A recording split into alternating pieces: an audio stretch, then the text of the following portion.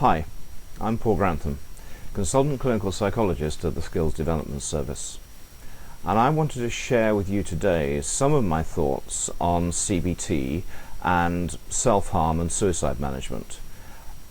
If you find them interesting, which I hope you do, and you'd like to find out more, please sign up for one of our training events on this and other topics at www.skillsdevelopment.co.uk. That's www.skillsdevelopment.co.uk. I genuinely believe that CBT has something unique to offer in the deliberate self-harm and suicide management field.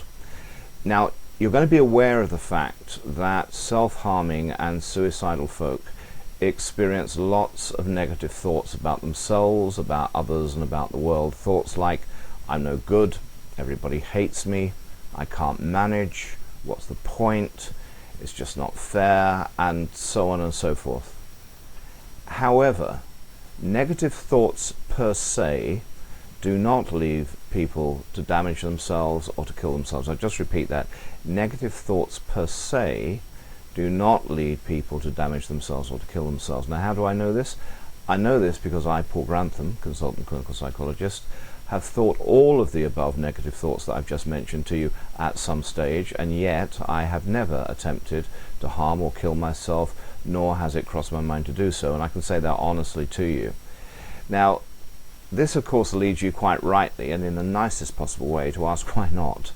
And here's the rub.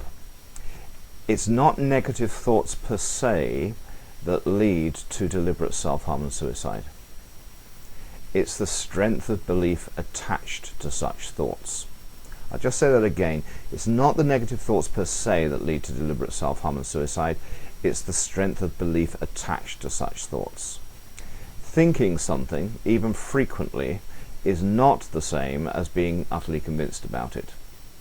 You see, there's a relationship which is often not recognized, which is that it is extreme, i.e. strongly held beliefs, that lead to extreme emotions and extreme behavior.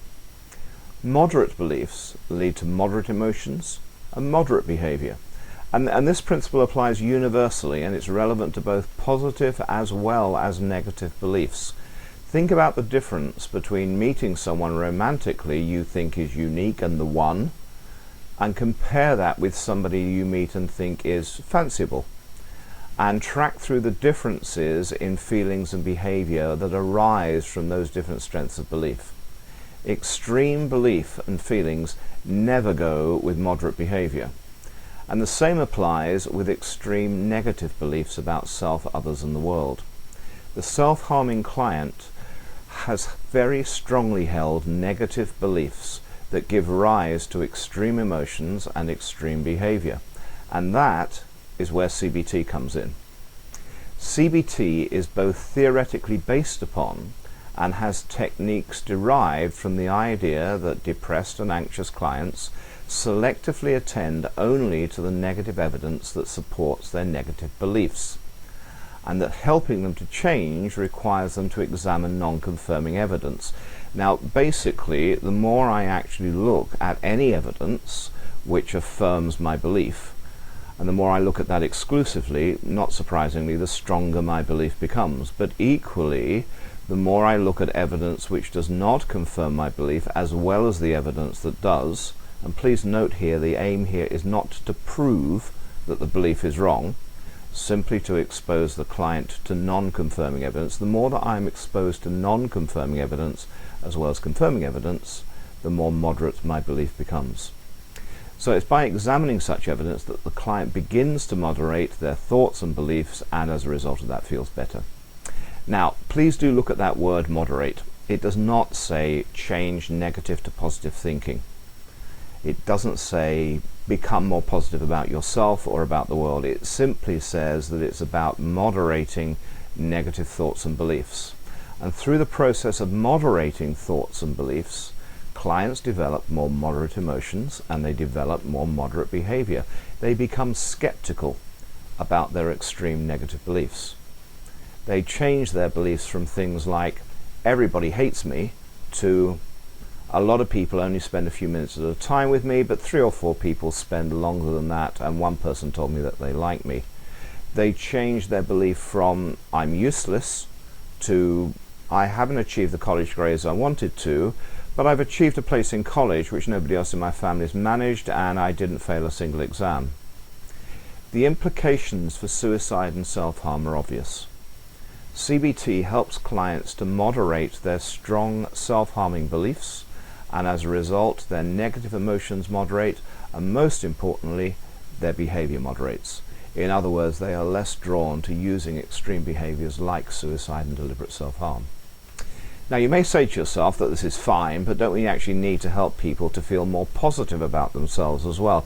And I'll totally agree with you, and the question of how that's achieved, I promise you I will address in a future video. However, I would like to point out that creating new positive beliefs is often more difficult to achieve, and is often a longer term job than creating skepticism about negative ones. And that from a suicide self-harm prevention point of view, if you can simply help clients to become more skeptical about their negative thinking, that's all that's required to keep them alive, even if they're not idyllically happy. If I'm alive, or I'm not damaging myself, I can then start focusing on the next step, which is obviously developing a more positive view of myself. And CBT, in my opinion, is one of those few therapeutic modalities that has all the tools that are necessary to achieve this. If you'd like to find out more about this, it would be great to see you at one of our next SDS trainings on self-harm and suicide management. Remember that you can find them at www.skillsdevelopment.co.uk. That's www.skillsdevelopment.co.uk. And take care, best wishes, see you soon. Bye now.